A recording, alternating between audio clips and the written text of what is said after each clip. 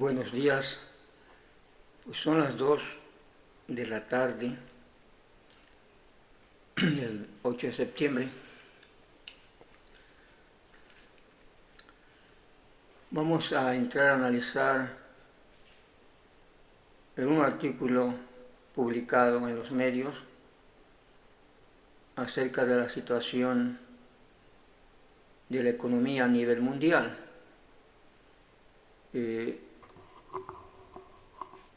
Es importante analizarlo por la situación complicada, ¿verdad?, de estos momentos. ¿Sí? Bien, el documento se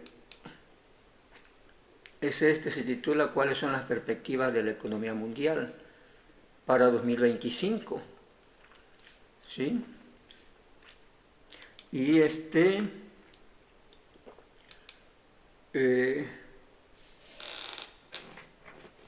nos vamos a referir a lo que escriben, ¿no?, los analistas de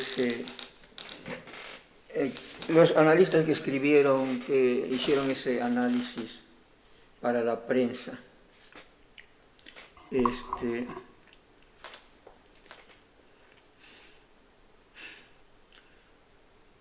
Bien, es una institución que se denomina The Capital Economics, quien hizo especie de evaluación de la economía mundial. Entonces dice lo siguiente el documento. Dice, a medida que se acerca 2025, los analistas de Capital Economics afirmaron en una nota esta semana que esperan una modesta recuperación para la mayoría de las principales economías mundiales tras una difícil segunda mitad de 2024.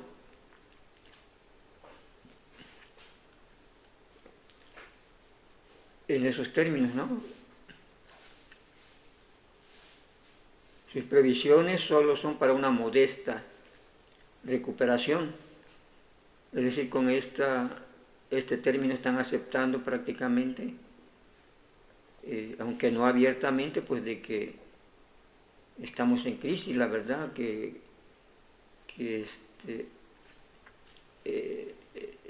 será muy difícil detener el problema de la crisis en estos países capitalistas, ¿no?, a nivel mundial. Aún sin embargo, dice, bueno, se tendrá un crecimiento modesto.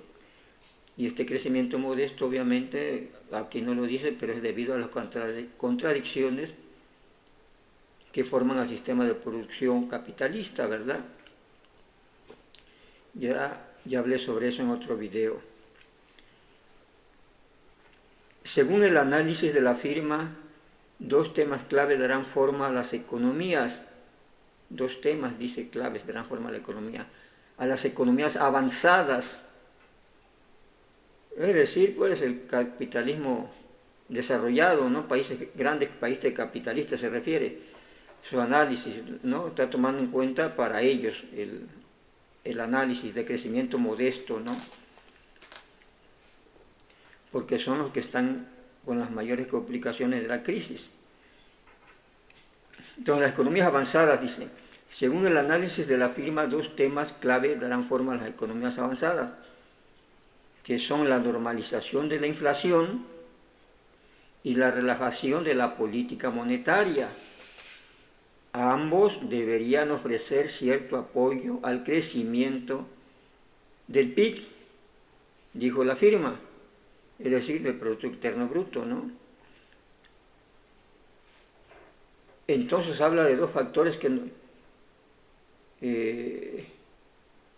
que van a permitir ese modesto crecimiento, ¿sí? En concreto, la normalización de la inflación, dice, ¿verdad? Es decir,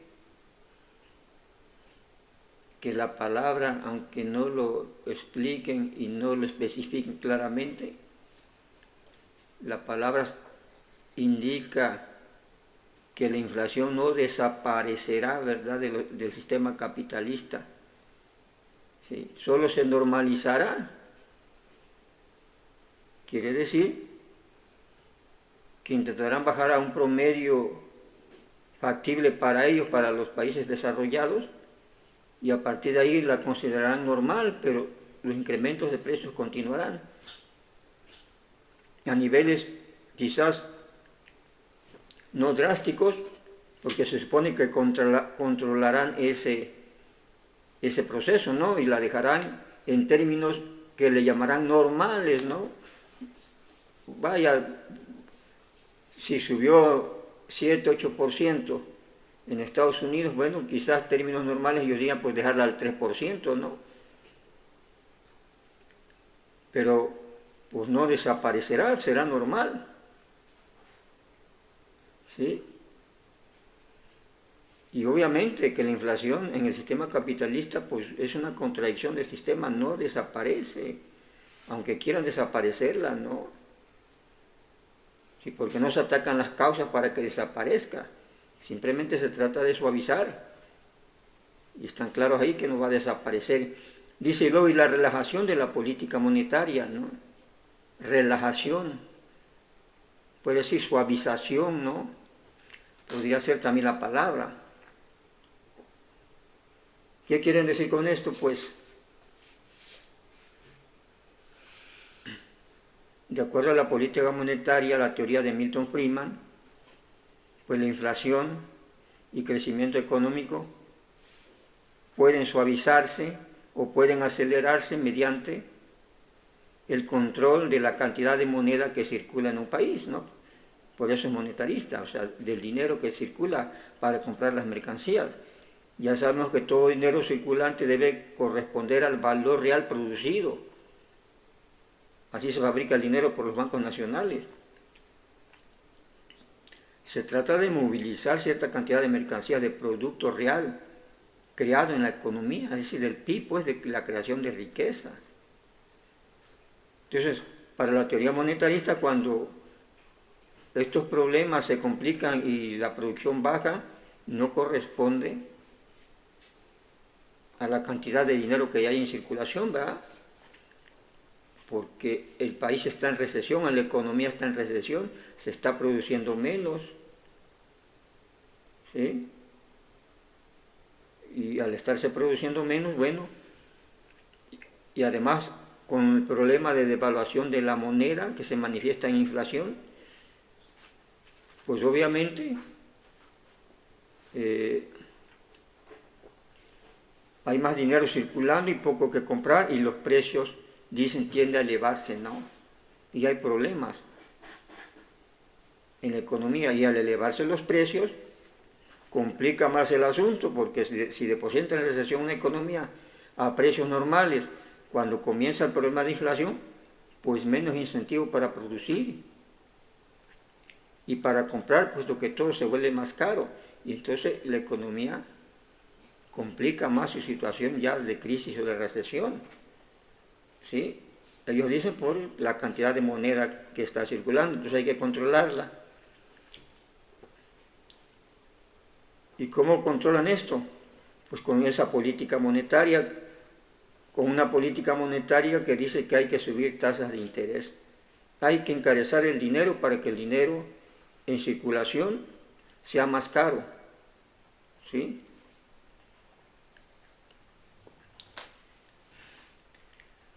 Para que no haya nuevos flujos de dinero a la sociedad vía préstamos, vía consumos a crédito, con tarjeta de crédito, ¿no? Porque al que encarecerse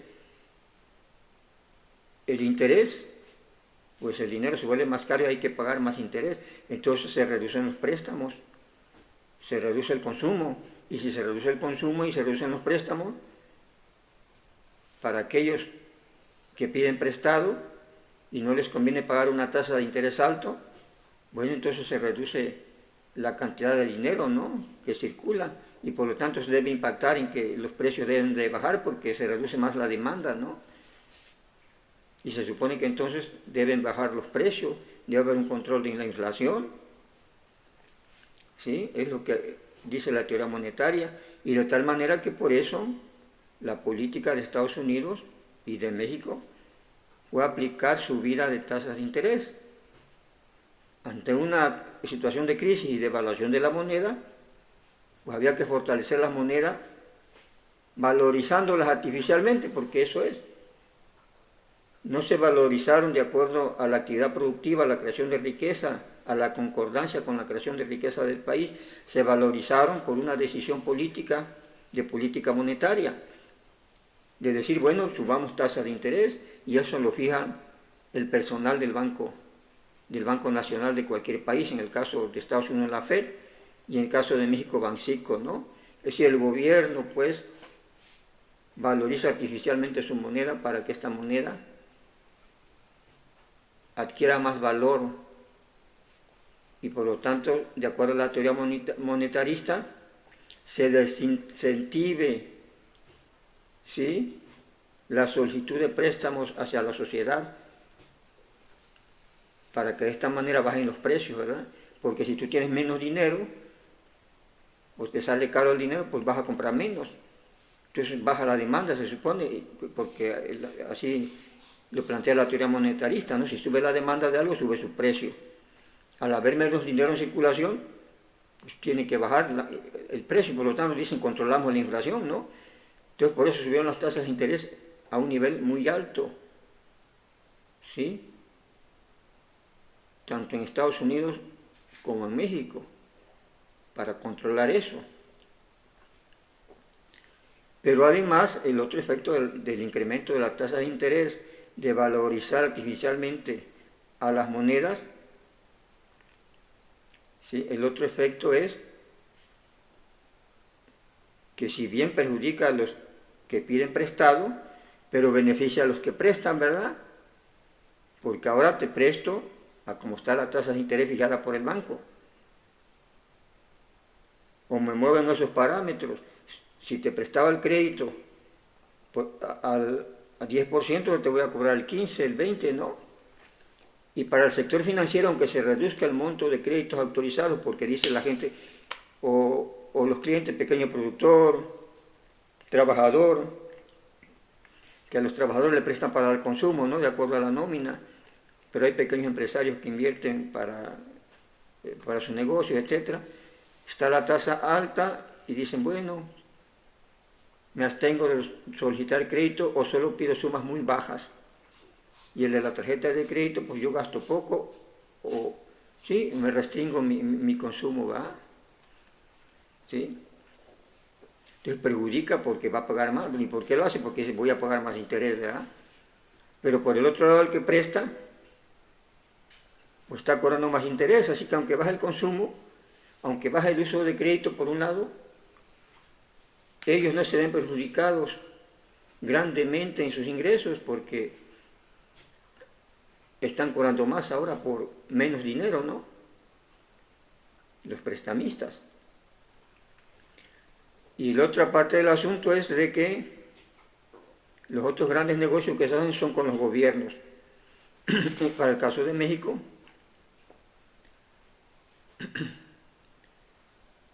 pues la situación fue la siguiente, ¿no?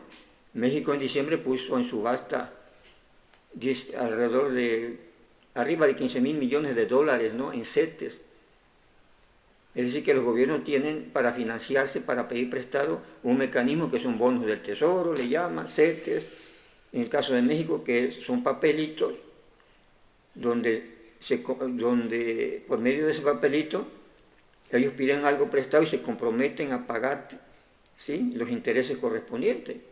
Te dicen, este papelito tiene un valor de tanto, ¿sí? Si lo compras, estás prestando dinero y te lo regresamos en 6 meses, en un año, ese dinero más el interés que corresponda. Y de esa manera el gobierno se financia con lo que no puede conseguir en el banco, ¿no?, en el sector financiero o en los bancos. Entonces van a las bolsas de valores, ponen su oferta ahí de CETES. Yo tengo, en este caso México dijo arriba de 15,000 millones de dólares, quien nos quiere comprar, pero comprar es un decir, es un préstamo que se le hace al gobierno. Entonces, grandes inversionistas con grandes cantidades de capital que sí le convenía eso, porque se había elevado la tasa de interés. En México pasó a estar entre el 6 y el 7, pasó al 11 y fracción, casi 12%. Se estaba ofreciendo bastante dinero por... ¿sí? La tasa de interés era bastante alta. De tal manera que si yo le prestaba al gobierno, pues me tenía que pagar una tasa del 11% al menos, ¿verdad? ¿Y cómo un ciudadano le presta al gobierno a una empresa o un gran capitalista? Pues comprando CETES, certificados. Esa es la otra cara, ¿no?, de la política monetaria. ¿Sí? Entonces aquellos grandes capitales pues ya hacen negocio porque se necesitan grandes capitales que le convenga ese 11% anual. Para personas comunes como nosotros que quizás podemos comprar, no sé, 1.000, 10.000, pero al año ¿cuánto es, no? Porque es 11, 10% anual. 1.000 pesos al año, pues no, ¿cuántos años tienes que esperar para que crezca bastante? En cambio, alguien que invierte 10 millones, 100 millones, pues le conviene nomás por esa diferencia de tasas de interés. Entonces, ese es el otro punto, ¿no? Y eso es lo que ha logrado suavizar la crisis del capitalismo, porque aparte del sector financiero, con los gobiernos, como este gobierno de México, que ofreció en situación de crisis, con una tasa de interés alta, saca a ofertar CETES, ¿verdad?, para financiarse, porque pues estaba gastando mucho. Y por total, como no sale de la bolsa del gobernante el pago del interés, pues adelante, ¿no? Pero mucha gente hizo un negocio con eso y demasiados recursos por pago de interés se están extrayendo, ¿no?, de las finanzas públicas, nada más por esta vía, ¿no? ¿Sí? Entonces, esa es la otra parte de la política monetaria, la tasa de interés. Es por eso que también el fenómeno de que al tipo de cambio comenzó a bajar, ¿sí? Y esto dijeron que pues, se valorizaba el peso, ¿verdad? Pero no es así, simplemente el tipo de cambio se fija por oferta y demanda. Al elevar tu tasa de interés, para esos inversionistas que invierten con el gobierno, que le prestan al gobierno, pues era muy atractivo invertir en pesos, es decir, prestarle, pues. Por lo tanto, se creó una demanda de pesos que hizo que el peso se valorizara un poco, digo, por decirlo así. Si estaba pagando 20 por dólar, pues llegó a 17, pero no es la gran cosa, pero bueno, se festejó como un gran triunfo, ¿no? Esas son las consecuencias. Entonces,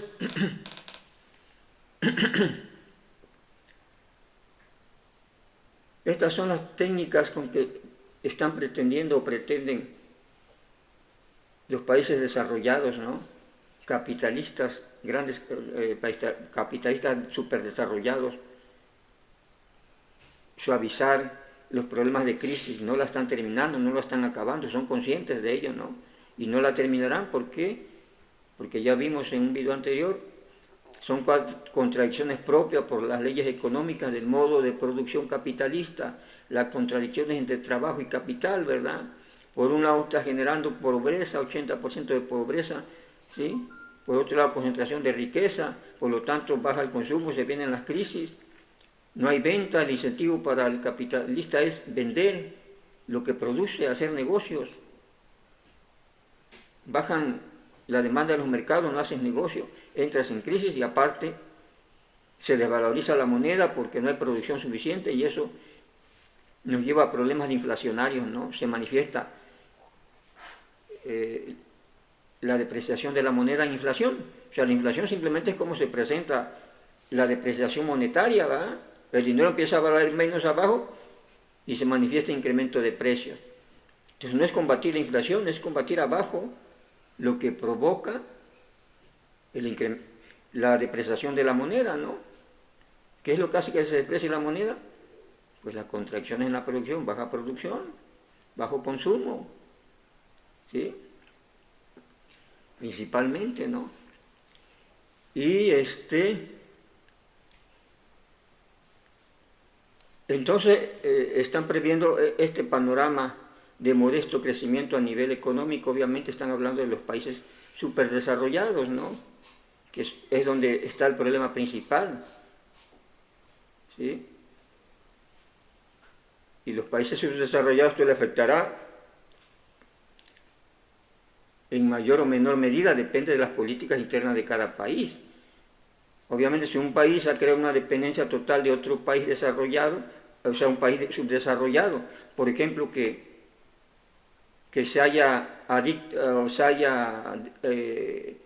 vuelto muy dependiente de importar alimentos, ¿no?, del país desarrollado, pues sí le va a afectar fuertemente, el impacto va a ser mayor adentro, porque no tienen una base interna económica para sostener un nivel de precio en alimentos bajo, porque no tienen producción y tienen que comprarlo al exterior, tienen que depender de las condiciones del exterior, ¿verdad? Por eso digo que impacta de diferente manera. Los que han previsto esto y han impulsado políticas para el crecimiento económico interno, ¿no?, principalmente, pues se verán poco afectados. Habrá influencia, obviamente, pero no será una influencia tan grave, puesto que no son países capitalistas desarrollados, ¿no?, como México. En cambio, los capitalistas desarrollados sí tendrán muchos problemas, ¿verdad? Y principalmente, obvio, como ya sabemos, el 80% de la gente trabajadora, que es la clase trabajadora, que es la que tiene realmente problemas, porque los grandes capitalistas, pues ya, aunque pierdan fábricas, aunque se vayan a la quiebra, tienen dinero también atesorado. Algunos quizás perderán todo, pero la mayoría que tienen dinero atesorado podrán sortear la crisis y volver a empezar 1, 2, 3 años después, ¿no? El problema principal va a ser para las clases trabajadoras que ya están siendo despedidas, ¿no? Ya hay informes de cuántos despidos en Estados Unidos, de que no crece el empleo, entonces está prácticamente la crisis, ¿no?, que la están tratando de suavizar y han logrado con estas políticas monetarias, es otra cosa, pero no desaparecen el conflicto, el problema principal del capitalismo, ¿sí? Y no desaparecerá hasta que se haya un cambio de modo de producción, ¿verdad? Y afortunadamente las economías siguen funcionando independientemente con los problemas que se tengan, ¿no? Ya vimos que se ha pasado varios modos de producción, y mientras se da la transición, la gente sigue de todos modos la economía, ¿no?, aunque creciendo modestamente, como dicen aquí, o de manera baja, pues la gente, su principal objetivo es subsistir, trabajar, buscar los productos, crear la producción que necesitan para vivir, los bienes de consumo, ¿sí?, para su bienestar. Entonces no se para. Independientemente de que se esté dando una transición hacia otro sistema, ¿no? No se puede parar la economía nunca, y eso está demostrado en la historia. Baja, tiene problemas, pero hasta ahí afecta a ciertas clases, pero hasta ahí, pero sigue. Los que siguen teniendo actividad, los que siguen, por ejemplo, en caso de México, no hay empleo, se reduce el empleo, pues se van al autoempleo, ¿verdad? Hasta lo que pueda dar el autoempleo, cuando se reduzca más el autoempleo, pues va a haber más problemas, ¿no? Pero no se parará la economía, así estuviéramos en el momento de ir transitando hacia otro modo de producción, ¿sí? Sí, pero por lo pronto, bueno, esas son las tácticas, ¿no?, bueno, del capitalismo desarrollado, ¿no?, para contrarrestar la crisis. Esto no es ningún programa alentador, ningún pronóstico alentador para las clases trabajadoras. Para la clase capitalista sí, bueno, lograremos otra vez ir sorteando, aunque ya no ganemos mucho, pero ahí vamos a estar, ¿no?, y no tendremos grandes problemas. La clase trabajadora no seguirá sufriendo esos problemas de la crisis capitalista. Bien, entonces en esa situación estamos, ¿sí? Este análisis toma en cuenta prácticamente, pues, a las grandes economías, ¿no?, las que están preocupadas por el problema de las bajas ventas y por lo tanto baja producción y por lo tanto bajos ingresos, bajas ganancias, ¿no?, o pérdidas de ganancia.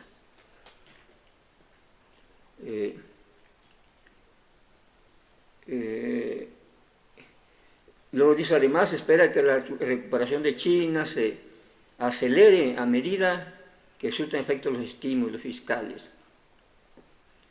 China creció el 5% el año pasado, o sea, sigue creciendo, ¿no? ¿Sí? Pero es otro sistema que sí está dando incentivos, como dice aquí, para anular el bajón y proteger a la mayoría de la población de los problemas económicos. Por eso no ha afectado grandemente a China estos problemas de crisis, ¿verdad? Las actuales tensiones comerciales con Estados Unidos y sus aliados pueden limitar su potencial de crecimiento. Lo que está impactando es eso, la baja de la tasa de ganancia, ¿verdad? La baja de la venta. No son las tensiones, porque cuando el negocio estaba bueno en China, no tenían problemas. Bueno, hicieron grandes negocios los inversionistas americanos, ¿no? Capitalistas gringos. Simplemente que ahora el problema de la cuestión de la crisis les induce y les crea la necesidad de reducir costos, ¿no? Costos de producción, costos de comercialización, costos de transporte. Y por eso, bueno, en lugar de producir la cosa ahí en China y luego gastar más en traerla a Estados Unidos, pues ahora dicen, vamos a ponernos cerquita ahí en la frontera, ¿no? Hacen sus cálculos en cuanto se reducen sus costos y así nace el famoso nearshoring, que por no sé qué, pues es eso. Alternativas de solución a la crisis. Y una de ellas es bajar costos de producción, todos los costos de operación que se tengan, ¿no? Entre ellos van los costos de transporte, costos de comercialización. No es lo mismo tener un producto que puede pagar gastos de importación, transporte de lejos, a que lo tengas ahí cerquita, 2 kilómetros, ¿no? Por ejemplo, en este caso, los que comercian con Estados Unidos, pues estaban en China, porque pues, le estaba favoreciendo la política china para que invirtieran allá. Ahora sienten que sus costos han aumentado, pues vámonos allá a México, ¿no? Porque a ver, nos ponemos cerca y ya hacemos nearshoring. Esa es la cosa, es la cuestión, ¿no? Real. Y va a durar eso lo que dure la crisis, ¿no? ¿Sí? Bien, entonces eso sería el comentario acerca de este problema del panorama económico mundial. ¿Sí? En eso estamos. Bien, gracias.